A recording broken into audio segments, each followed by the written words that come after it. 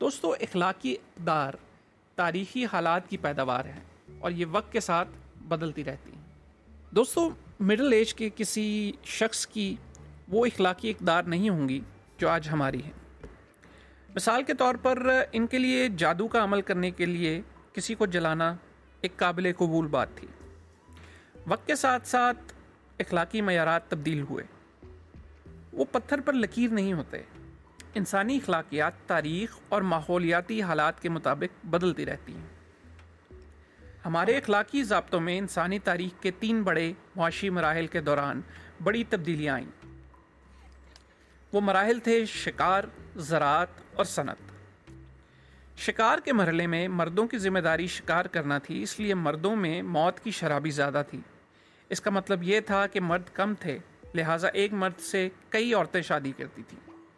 اس دور میں لالچ، سفاکیت اور جنسی جارحیت ایک آدمی کی زندگی میں بقا کے لیے فائدہ مند خصوصیات تھی۔ تاہم زراعت کے دور میں نئی خوبیاں اہم ہو گئیں۔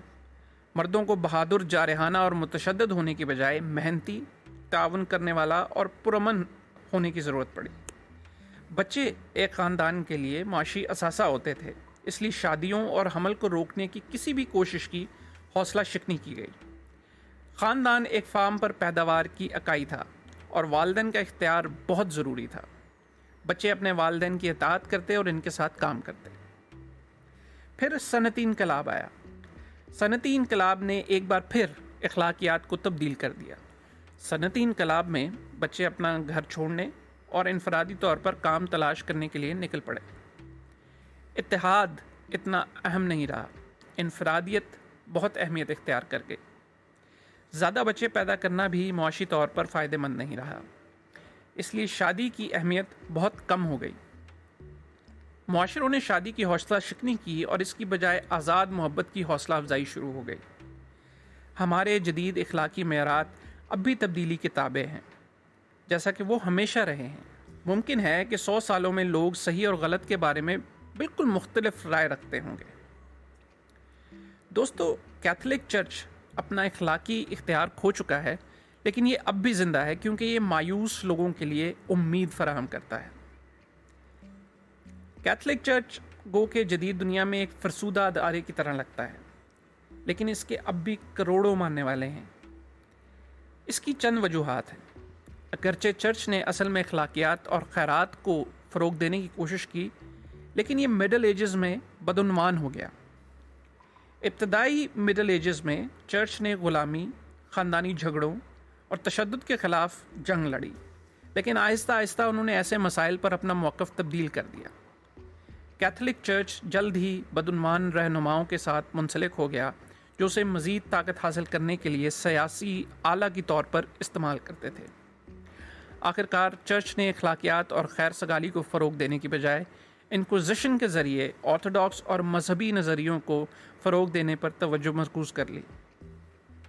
یہی وجہ ہے کہ چرچ جدید دنیا کی سب سے اہم اخلاقی مسئلے پر اپنا کردار ادا کرنے میں ناکام رہا، اور وہ مسئلہ تھا غلامی کا خاتمہ۔ اس کی بجائے دوسرے گروہوں اور اداروں نے اکثر فلسفیوں کی سربراہی میں اس کی قیادت کی۔ اگرچہ کیتھولک چرچ اتنا طاقتور نہیں ہے جتنا پہلے ہوا کرتا تھا، لیکن یہ آج بھی اس وجہ سے مضبوط ہے کہ یہ لوگوں کو امید فراہم کرتا ہے۔ ہماری جدید دنیا میں لوگ پہلے سے زیادہ سیکولر ہیں اور چرچ کا ان کی روزمرہ کی زندگیوں میں بہت کم اثر ہے۔ قانون اب خدا کی طرف سے نہیں بلکہ سیاستدانوں کے ذریعے بنائے جاتے ہیں۔ عام طور پر تربیت یافتہ اساتذہ نے پادریوں کی جگہ لے لی ہے اور چرچ روز بروز مزید پیروکاروں کو کھو رہا ہے۔ اس کے باوجود چرچ لوگوں کو سکون فراہم کرتا ہے اور انہیں مستقبل کی امید دیتا ہے۔ لوگوں کو ہمیشہ اس میں سکون ملے گا، چاہے ان کا معاشرہ بہت بڑی تبدیلیوں سے گزر جائے۔ یہ امکان نہیں ہے کہ کیتھولک چرچ بالکل غائب ہو جائے گا۔ اب تک کے لیے بس اتنا ہی۔ بقیہ حصے کے لیے اس سمری کی اگلی ویڈیو دیکھیں۔ اور دوستو، اگر آپ نے ہمارا چینل سبسکرائب نہیں کیا تو اسے سبسکرائب کر لیں اور بیل آئیکن کو ضرور پریس کر لیں تاکہ ہماری ہر نئی ویڈیو آپ تک پہنچ سکے۔